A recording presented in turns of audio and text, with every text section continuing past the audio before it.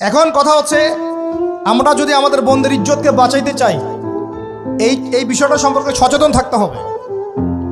মেয়েদেরকে ফুসলিয়ে ফাসলিয়ে এভাবে প্রেমের জালে ফেলে শেষমেশ বেডে নিয়ে গিয়ে ধর্ষণ বা গণধর্ষণ করে মেয়ের ওই ওভারির মধ্যে ওদের বীর্যপাত করে দিয়ে ওই ছেলেটার কোনো খবর পাওয়া যায় না, লাপাত্তা হয়ে যায়।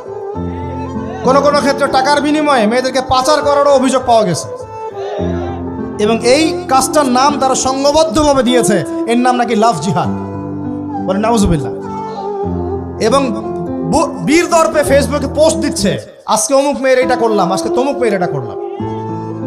ভিতর থেকে একটা চক্র কাজ করতেছে, এবং এই চক্রের কেউই মুসলিম না। এই চক্রের কেউই কিন্তু মুসলিম না।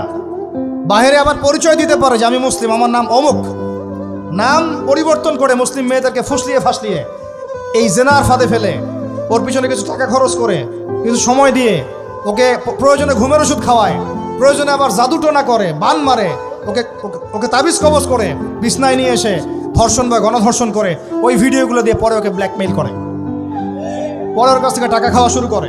কোনো কোনো ক্ষেত্রে মেয়েদেরকে পাচারও করে দিচ্ছে। আমাদের মেয়েদেরকে বলতেছি, কোনো অবস্থাতেই কোনো মুসলমান ছেলের সাথেও কোনো অবৈধ সম্পর্কে যাবেন না। আর অমুসলিম হলে তো কোনো কথাই নাই।